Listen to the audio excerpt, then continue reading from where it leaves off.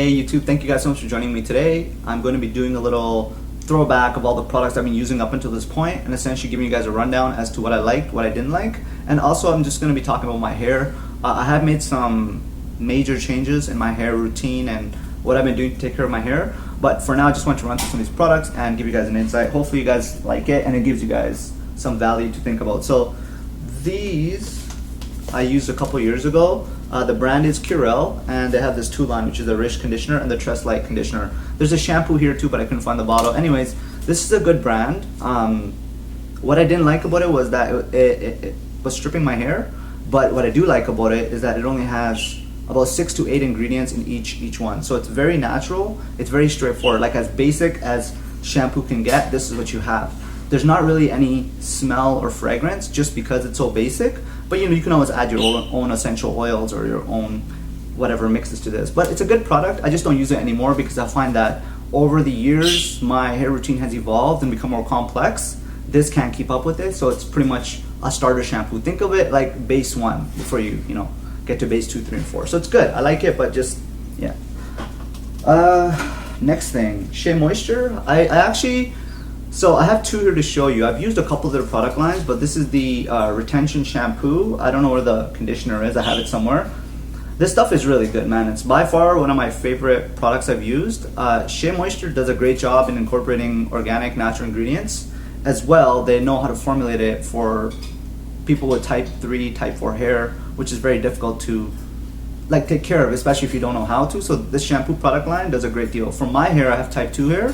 It still works good for me because any other shampoo I use doesn't have that slip that I need. It doesn't have that. I can't use it like I use Shea Moisture. There's something about the way this thing works, the viscosity of it, like the thickness of it, how it works great. It smells great, and I think all the ingredients do a wonderful job in actually doing something good for hair growth and hair care. So I have this one here, which is the moisture retention, and I also have this one here, which I just picked up, the coconut hibiscus shampoo and conditioner line. So I'm just gonna take a quick pause here for a second. I stopped using Shea Moisture I think a little while back because there was some issues with the whole thing, and I've been using this brand here, Up North Naturals, which is really good. It's actually one of my favorite brands after Shea Moisture, or just like they're kind of on the same line. I wouldn't say which one's first or second. The only reason I don't use this as much as I want to use it is because it's very expensive. You're looking at about $20 for a shampoo and bottle. But anyways, when the whole campaign nonsense happened, Shea Moisture, that turned me off a lot. So I'm like, hey, let me go use something else. I ended up finding this here through like 3-4 months of looking around. Then a friend of mine recommended it, so I'm like, let me try it out. This stuff is great. I love it. If I could use this over Shea Moisture, I would. However, because it's so expensive, like $20 a bottle, it ends up being very costly for me for the length of my hair and how much shampoo and conditioner I use. Excuse me. So it's more cost effective for me to be using Shea Moisture. Now this stuff, when it's on sale at the beauty supply store, I can catch it for $7.99, which is like less than half price of one of the bottles. So I can get the shampoo and conditioner set, which is like 385 mils, a lot more than what's in there, for like less than half the price, and it actually works for me too. So like, do I really care about the whole thing anymore about why I stopped using it before? Not really. I mean, it doesn't affect me as a person. I mean, I was annoyed at what happened, but at the end of the day, it does end up costing me a lot more on shampoo and conditioner. So I would use this if I don't have money to buy that.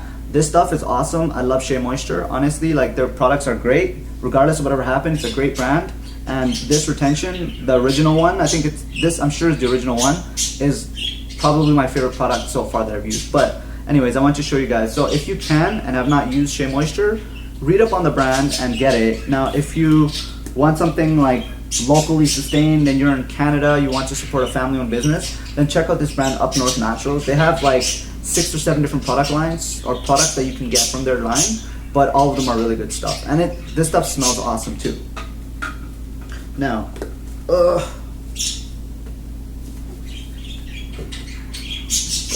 right. So, has anyone, if you guys have seen this brand anywhere, please let me know. So it's called the Sun Food. So Sun Food actually is like, they sell a whole bunch of organic foods, groceries, snacks, whatever the case might be. So after I stopped using Shea Moisture, And before I started using Up North Naturals, I was on this quest to like find, as I mentioned, it took me a few months. So in the middle of this, I found these two as something. So what drove me to these products is the fact that they had, it's natural plant-based, see? Nourishing hair care, and look at the ingredients. So you have pineapple, actually it's, so what is it? Soap nut, spring waters, lime, macroot lime, elephant apple, Indian laurel leaf, and pineapple. So same thing with the conditioner. There's all naturally raw sustained ingredients. So you think when you use this, it's gonna be great for your hair. So I ended up buying this. This set cost me $40 after shipping and taxes to come to Canada, and I think I used it once, here and here. This is like the worst shampoo and conditioner I've ever used. It's disgusting. It stripped my hair, like literally when I put the shampoo on. So there's no lather, which was a problem because when you have a lot of hair and you can't lather, you can't work through your hair. You can't clean your scalp. You can't clean your hair. So it seemed like it's a lot of shampoo, but I use this and all it is just wetting my hair. There's no suds, there's no lather, there's no nothing. So it started to frustrate me. I'm saying, hey, and I'm not even feeling clean. So it got to the point where I couldn't put my fingers in my hair. It was stressful and I didn't like the experience. So I washed this out and I used like a different shampoo for the time being just to clear up this shampoo. And then I tried using the conditioner. This thing was a nightmare. Within 10 minutes, I think my hair was so dry and got so crackly that it started to hurt. This stuff started to hurt after 10 minutes. I literally couldn't put my fingers through my hair. So maybe it's just my hair type, but if it's not meant for my hair type, it most certainly would not work for type 3 or type 4 hair. So I don't know what type of hair this product is meant for. And you know what the worst part is, I called the company and I was just like, hey guys, I just wanted to let you know that I didn't have a good experience with this. I don't really want my money back. I just wanted to let you know I didn't have a good experience with this. And the way the company handled it, it's like, too bad, so sad, have a nice day. Like it's pretty much like they didn't believe me that I had a bad experience, that this was not a good product. They stood by it like it's the greatest thing ever. So the reason I want to share this is because one, I wasted my money on this, so don't buy this brand. Secondly, I also feel that just because a company supports an all natural plant-based recipe for whatever it is that is does not make it good or always a good thing. There are a lot of vegan recipes that are not good recipes because some ingredients are not meant to be mixed together. So I guess long story short, what I'm saying is stay away from this. It's a nightmare of a concoction and I would never buy this again. So anyways, with that, I've also used this, the Shea Moisture Mango and Carrot. It's the kids line. I like using the kids line because I feel they're always, companies are always more delicate with like what ingredients to put in, as well as it's just they take more kosher care of, if that even makes sense, of like how to get, I guess, just putting everything together. So I like the kids stuff. Now, that's all for shampoo and whatever. Now, what I want you to talk about, quickly show you guys, is this Dr. Bronner's shampoo line, or the soap line, sorry, Castile soap line. This was on sale at Ambrosia at the local store in October of last year. So each month they have a local grocery sale of the month. This was the sale of the month. I ended up catching these on for $11.11, which was amazing. They normally go for $19.99 for the single bottles, and then you have the premium lines like the Rose and the other ones, which end up going for a lot more. So I ended up spending I think close to $100, but I ended up getting almost one of each, or I think I left out a few, but I pretty much ended up getting one of each. So this is the lavender. I haven't opened, so basically I got two of each, sorry. So these are the non-open one. This is peppermint. You have almond. And then eucalyptus.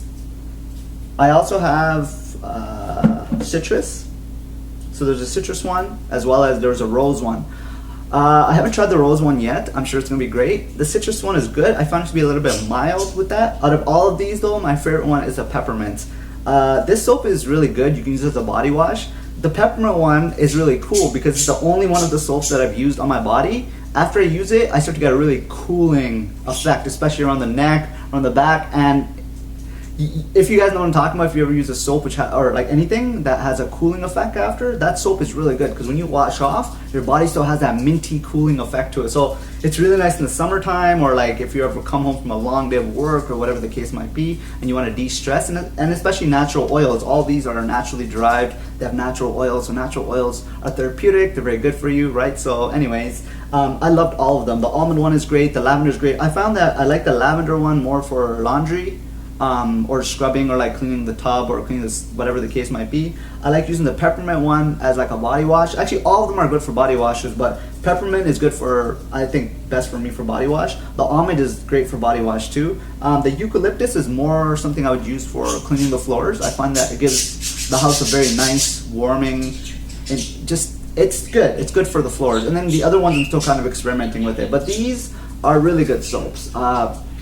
There are some ingredients that some people would consider as being borderline, whether they would use them or not. Not saying toxic, but you know, it's like on the borderline list. But for me, I think this soap is great. I don't have any negative feedback on it.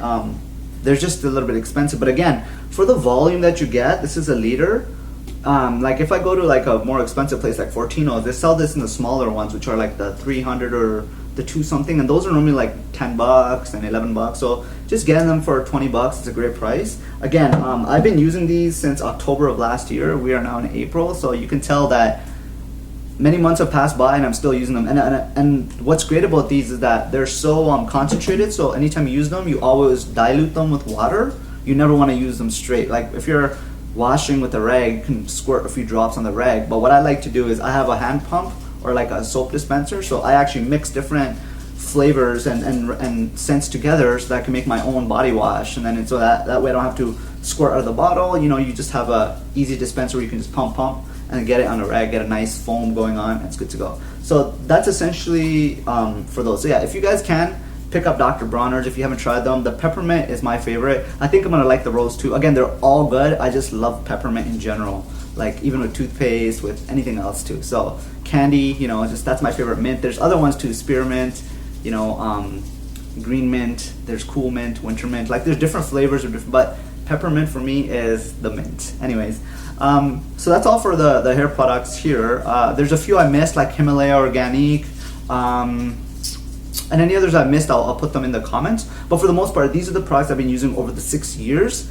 Presently, what I'm using is Shea Moisture. I started using that again just because it said 2 reasons. Number one, cost effective. It's working really good for my financial, like what I want to put towards. Obviously, I can put more towards shampoo. I just don't want to put that much towards buying shampoo, conditioner, oils, butters, creams, etc. Like all that stuff adds up, right? So right now I'm using Shea Moisture. I mean, I would prefer to use Up North Naturals if I could, if I decide to spend more on it, but I'm kind of going back and forth between the two.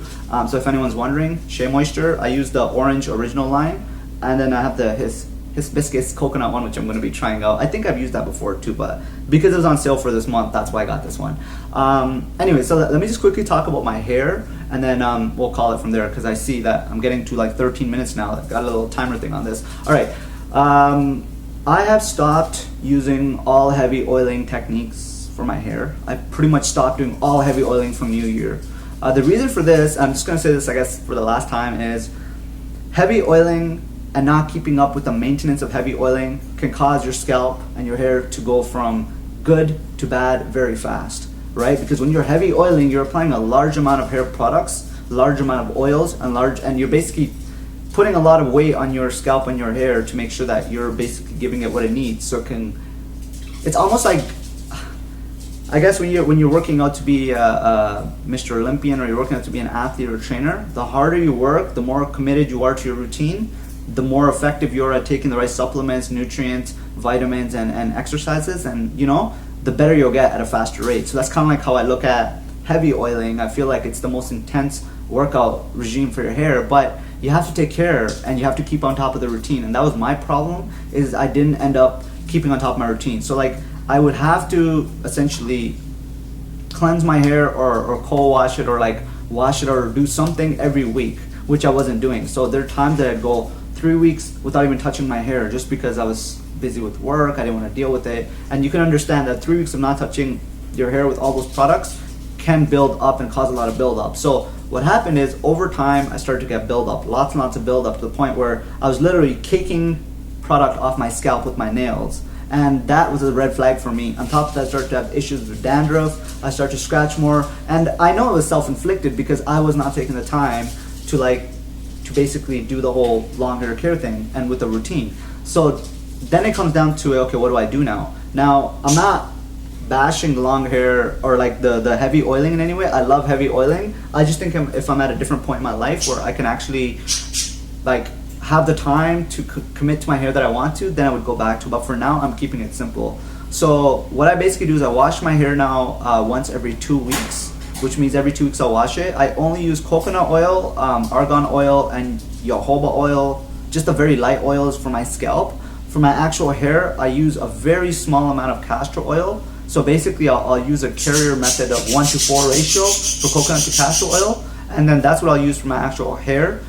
For the ends, I'll use a little bit of shea butter, just a very small amount, or castor oil, just a tiny amount, just like a dime size, just to get the ends. And then I'll use some type of a butter cream or a gel styling cream outside, or something to like shea butter, any type of butter cream, just to seal the deal. So that's been working great for me, and I've been doing this for 4 months now. We're in April. I can honestly say my scalp is finally starting to clear up after about 4 months of taking a break from the heavy oiling. So that just kind of goes to show you to how extensive like the buildup was and backed up it was. So the reason I'm sharing this is if anybody else is kind of been following my routine and is trying the whole thing, like just be mindful that I'm not saying it doesn't work. I'm saying it works great. I'm just saying that you have to be committed. And if you're not committed, don't set yourself up for failure, because that's pretty much what I did. And now I have to basically step back myself and work through trying to figure out how I can get myself back on these tracks. So that's pretty much where I am right now. In terms of like what I've been doing differently, for the last 2 weeks, every night I've been wrapping my hair when I've been sleeping,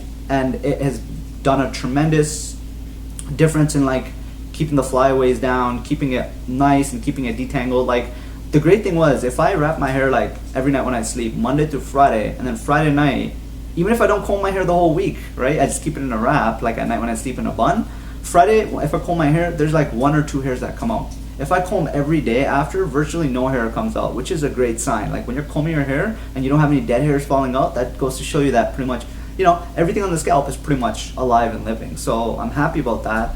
As I mentioned, products I'm using, I don't really do much intensive hairstyles anymore. I'm trying to keep it low key. Right now, I just have my hair in a very loose, low profile bun. So all I did is just keep twisting it and then wrap it around. I washed my hair yesterday, last night, and right now I just have coconut oil and just like I said, coconut oil, argan oil, and a little bit of castor oil at the ends. So I'm just letting my hair breathe. I'm letting my scalp breathe, and we'll see where it goes from there. I do want to try and revisit some of the styles I've done in year 2, year 3, year 4, and see if I can redo those styles now and try to see like how they look then and now. Measurement of my hair, I still haven't measured my hair, but I will say this again like I do every time. Every time I wash my hair, it seems to get longer when I let it fall on my body. So when I do get a proper measurement, I will most certainly make an update on that and keep you guys informed. Anyways, that's all for today. Thank you for joining me today. I'm gonna try and upload whenever I can, but I appreciate you guys stopping by. Thank you for all your comments. If I haven't replied to anybody, it's just last thing. If I haven't replied to you, it's because I've already answered your question before, or if I haven't replied to you, it's because what you're asking me, I've already explained this many times, and I'm not going to keep rewriting the same thing over and over again. It gets to the point that you guys know who you are, especially on Instagram. When you guys reach out to me, if I don't respond back to you, it's because you deleted our conversation or whatever from before, and now 6 months later you're asking me the same thing again. And I don't forget certain conversations, especially if I have a conversation with you, I will remember it at some point, especially when it comes to hair. So like that's why I kind of like, if I don't respond back to you. But honestly, if you have an honest question, you need some advice. Like I'm not really the go-to guy for hair anymore. I just kind of took a break from that. I still think that I'm in the game, but I took a break from YouTube. Again, there are different reasons why I stopped uploading as much as I want to, and just been a little bit turned off with what I've been lately seeing in the whole hair community and what's going on. I hope I'm not putting any negative impressions out there. I just feel that I'm just turned off because back when I was uploading more frequently, I was seeing a different approach to who's promoting and advocating maintenance for hair, if that makes sense. Anyways, maybe I'll talk about that another day. So thank you guys again. Have a great day. I'll see you guys next week. Enjoy. Bye.